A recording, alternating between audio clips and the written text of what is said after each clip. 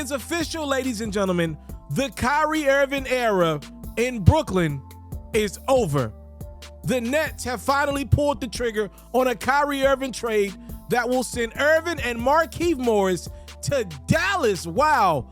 For Spencer Dinwiddie, Dorian Finney-Smith, an unprotected first-round pick in 2029, and second-round picks in 27 and 29. Really quickly, if you're watching this video on It's Mr. Taliaferro, the channel, make sure you subscribe to my Hoops Ferro channel where we talk basketball every single day. Obviously, all this broke over the last few days when Kyrie Irving tried to negotiate himself a new contract with the Brooklyn Nets, and Brooklyn said, no, bro, you giving us too many problems over the year. We will talk to you about a max deal after the season, but for now, we'll give you an offer, but it won't be fully maxed and it won't be 4 years like you want. So Kyrie Irving said, I'm out. And Brooklyn said, you know what? We're tired of your mess. This time around, we're trading you. That's the reality of what happened. Reportedly, Kevin Durant is shocked by Kyrie pretty much once again quitting on a team mid-season. If you're asking me, does this give the Brooklyn Nets a better chance to win a championship after trading Kyrie? The answer is no. Spencer Dinwiddie is a hooper, don't get me wrong, but if the Nets were going to go the role player route alongside Kevin Durant, the better option would have been to keep Karis LeVert. Years ago, his game matched up with Kevin Durant's a little better than Spencer Dinwiddie's game did. For the Brooklyn Nets, they're just saying enough is enough. They might be throwing in the towel altogether. Kyrie made it clear to them, if y'all don't give me the long-term deal that I'm looking for, I'm leaving y'all in a few months anyway.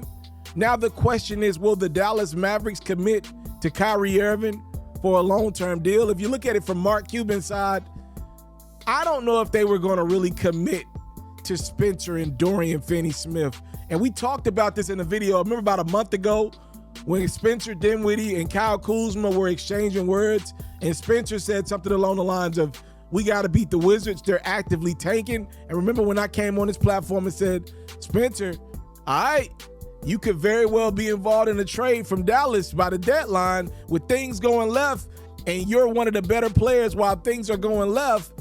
I said that then, so I'm not surprised he got traded about a month's time later. For Spencer Dinwiddie and Dorian Finney-Smith, it gives them an opportunity to get some shots up in Brooklyn. Dorian Finney-Smith apparently was the deal maker for this trade, because if you look at it up and down, the Lakers apparently offered the Brooklyn Nets Russell Westbrook and a first-round pick. I mean, it's tough going full throttle on Kyrie because you can't. The Lakers nor the Mavs can give Kyrie the contract that he wants today. It will have to be negotiated this offseason. And with that being said, I don't know what you give a guy like Kyrie right now until he proves to you how long he's going to be committed to you. And even him saying he's committed to you, even under contract, what we've seen in the past is that ain't meant nothing. For Kyrie Irving, I will say this. He got the deal that he wanted, and I'm not mad at Kyrie for going after a new contract. He tried to use his leverage with Brooklyn, and it worked. He got a new team. He got a team that maybe would not have been interested in signing him for what he wanted straight up and down in the offseason. It at least gives Kyrie Irving about 3 to 4 months, a playoff opportunity with Luka, who will hopefully be back soon. It gives him a chance to prove to Dallas why they should give him $200 million. But for Kevin Durant and Kyrie Irving, this was an absolute failure. We'll talk about this more in a separate video. Kyrie Irving committed to go to Brooklyn with Kevin Durant, and it has done nothing but waste the time of Kevin Durant. He's been unhealthy. Don't get me wrong, KD ain't been the healthiest, but Kyrie Irving has been unhealthy, unhappy, uncommitted, and now it's over between Kyrie Irving and Kevin Durant in Brooklyn. And look, if I'm Kevin Durant, I'm reconsidering everything. He just demanded a trade out last offseason, and now he gets left in Brooklyn as his right-hand man gets what he wanted, which was a trade. And the saddest thing about all this was before KD went down with injury, the Brooklyn Nets were playing top 5 basketball in the NBA. Kyrie Irving, officially a Dallas Maverick alongside Luka. Please let me know what you think about this tandem. They are going to be some ISO magic. I don't know exactly what they'll be as a team. Dorian Finney-Smith was a really good player, one of the hearts and souls of that Dallas team. Spencer Dinwiddie is also another really good player.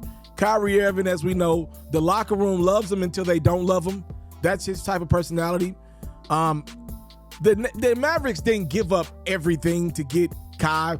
If you look at a series against the Warriors, if it were to manifest again for the Mavericks, at the end of the day, they're a lot more versatile to take on the Golden State Warriors. You now got to deal with Luka and Kyrie. So a matchup against the Warriors would make them so much more tougher this time around.